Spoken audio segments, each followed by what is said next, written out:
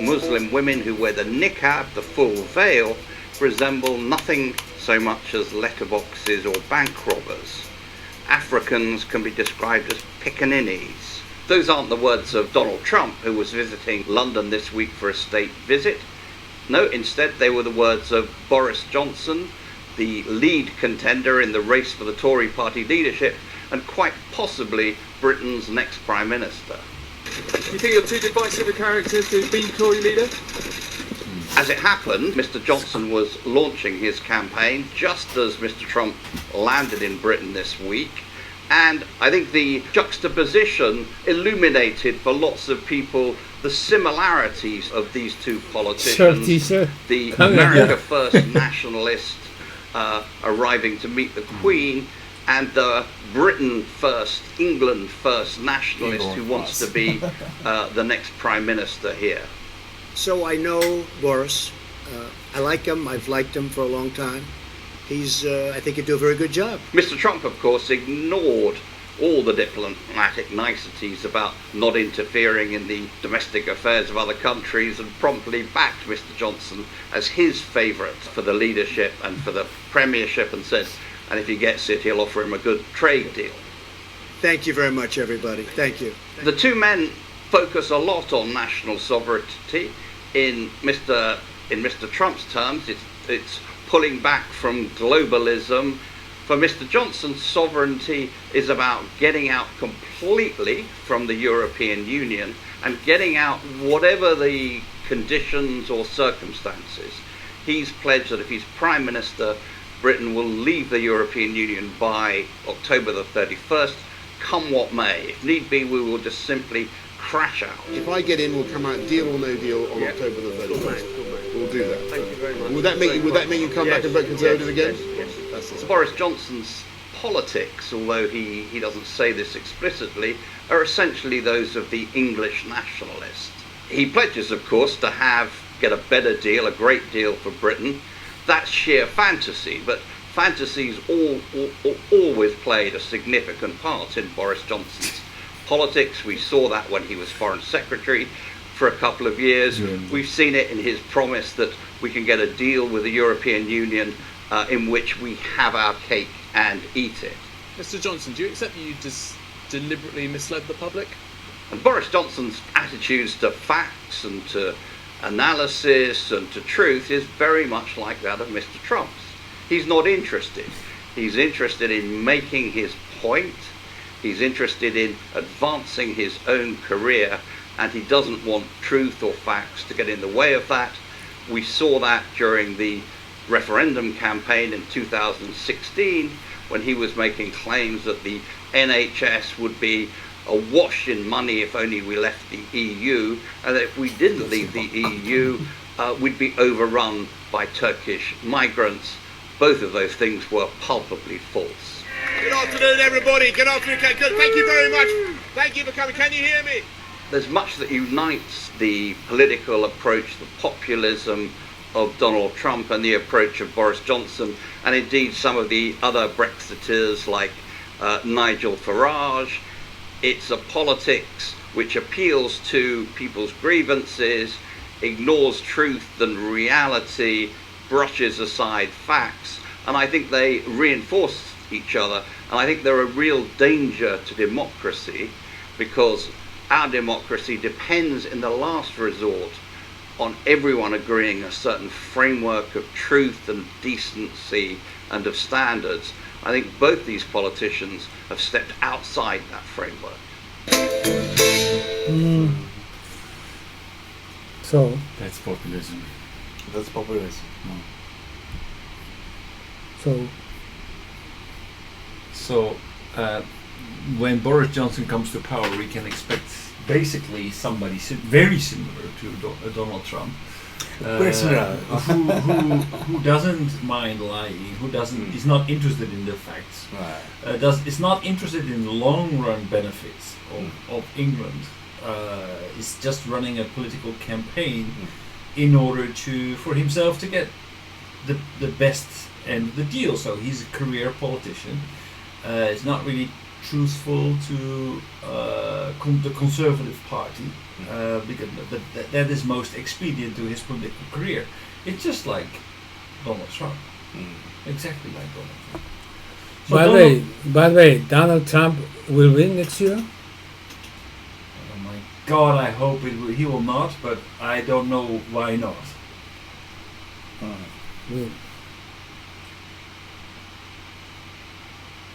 I mean, may God help us. I hope he will not win, but I'm afraid that in the end, it's the economy that will I think in decide. Republican Party, there's no stronger competitors against Trump. And Democrat Party, there's many candidates. Yeah. they hit themselves. Yes. But actually, it's kind of interesting that every Democratic candidate focuses basically his or her policy on something to address Donald Trump with. And some people just say, okay, well, if Donald Trump is gone, then basically we can go back to business and we can have decent policies, and we can focus on building the United States and really building the interest of the United States, not just a short-term win-lose politics, but actually looking at the long-term interest of the United States, where we can create connections and we can expand our economic growth, and not just play short-term politics and trying to win against other countries. But there are also politicians who believe that actually Trump is a wake-up call, and we really need to respond in terms of making our economy, our entire system more inclusive. So we need to acknowledge the fact that a lot of people voted for Trump because they are losing at the moment, and they are basically giving up on politics. They are voting anything outside of the political system, and that is a failure that we created, that we could not stop, and that's why we need to do something and really basically clean sweep and clean house. And that should be the agenda for the Democratic Party. So within the Democratic Party election, there are actually very big differences into what the solution should be.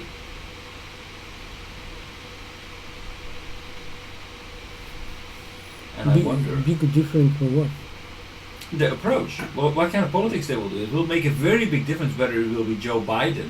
Joe Biden is kind of like you could say that if Joe Biden would be the candidate, that would be a continuation of the politics of Obama. But if it's going to be other candidates, there's a number of other candidates who really want to take rigorous measures and change the system entirely. Biden doesn't want that. Biden just wants to go going concern, step by step, and just. I think Chinese Communist Party will support Biden. Which party will? Chinese Communist Party, CCP, will support Biden to support, because of the not to be president as a Donald Trump. Yeah, I think that and Russia will definitely be in support of somebody. And next time, new Russian gate in the Democrat Party. Russia does not support Trump?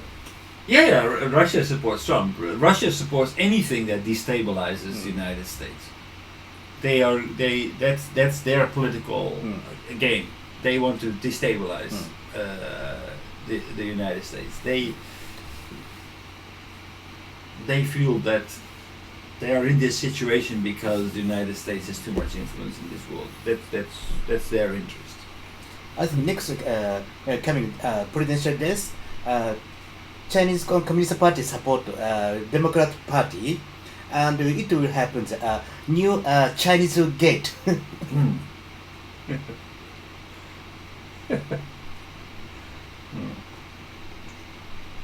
But yeah, like Russia, I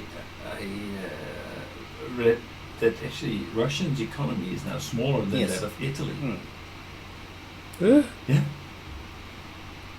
So that's, I mean, Russia is really, their influence is they're going down, and where China is basically being inclusive and doesn't want to want to deal with people like Trump. Russia is doing the absolute opposite. But I mean, there's a difference. Like China is rising, and Russia is basically going down. Why going down? Oh, but obviously they are just trying to destabilize. They don't have any real interest. If your economy is now smaller than that of Italy, then you're on your way down.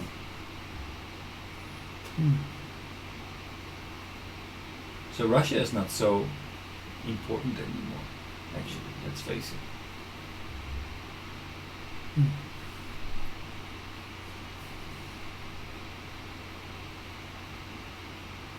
So Boris Johnson will win.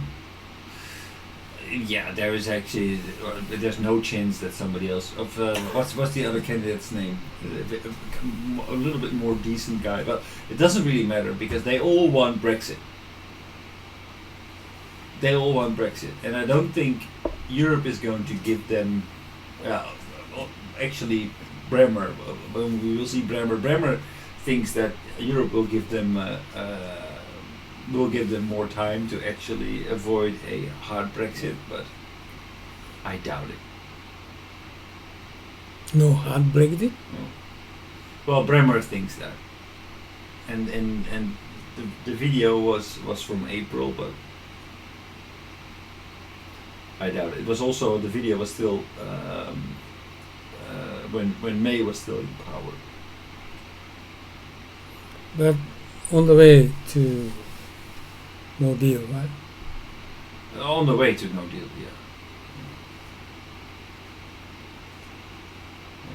On the way to no deal. I think so. That was very clear actually within the Conservative election. That very quickly all the candidates who were not in favor of Brexit. Well, I can't guess what they're going to do to North Ireland. Right? That's a good question. I mean, basically, this is very bad news because it could actually reinstate borders and create unrest in Northern Ireland. Create borders? No Yeah. kidding. I mean, how else? It's System.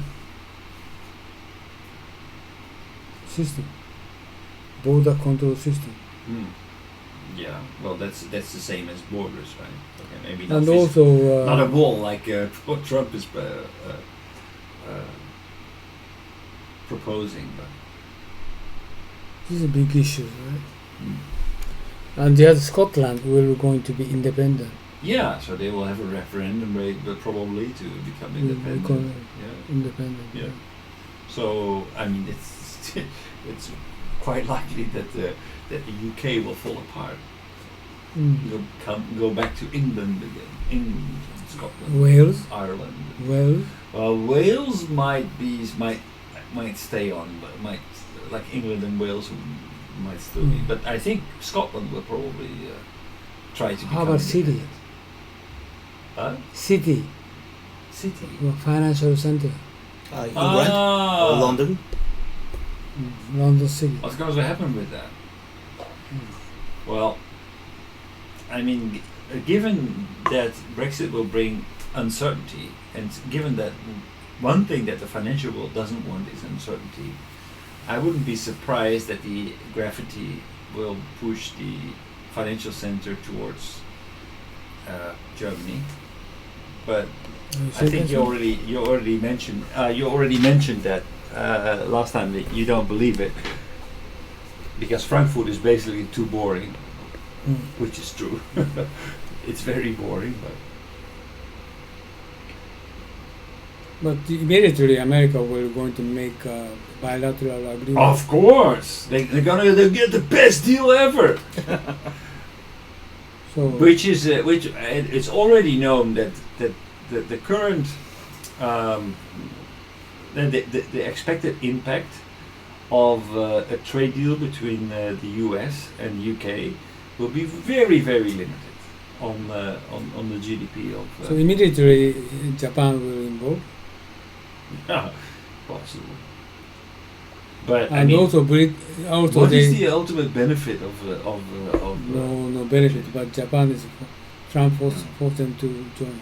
No. But also China. Well, actually, England has already been openly flirting with China, right? More open. And probably, England would be also open to that. They will probably want to. They need their. So it means allies. EU will not continue. That I don't believe.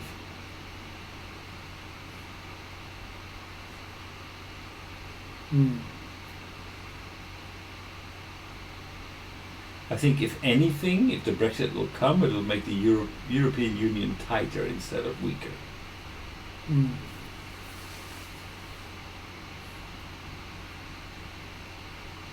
We already saw that there were some countries, especially the richer members of the European Union, there was a big change, I think, in attitude of its population, from being highly skeptical because the European Union, there are a lot of things wrong about the European Union. There are a lot of things, but nobody wants to get into a situation where they also have to go through a process like Brexit, because everybody feels like that is the most stupid thing that you can do.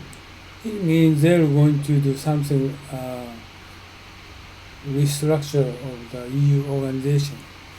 It's very Reform. much necessary. Cut people. Yeah, that's also very much necessary. 60,000. Yeah, it's an army. They don't need so many people. Right. Not army, EU employee. Yeah, it's an army. Okay. Cut half. Otherwise, Yeah, the overhead is enormous, and there's a lot of inefficiencies, and a lot of money is being wasted. Exactly. So that's and people see that, and they just get angry because they don't see the benefits of EU in the first place. So why should they be paying for it? That's right.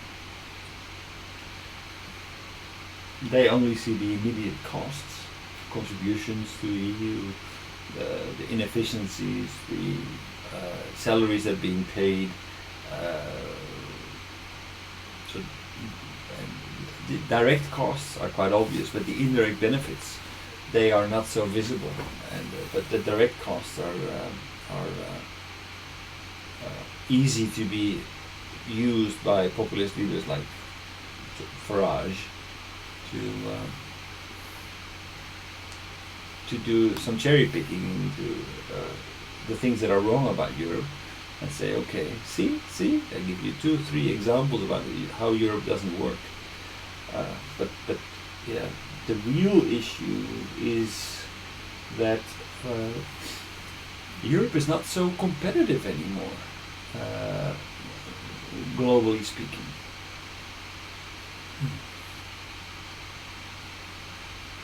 We're basically a continent has reached where the civilization has reached its peak, and now they're on their way towards decline, just like Japan.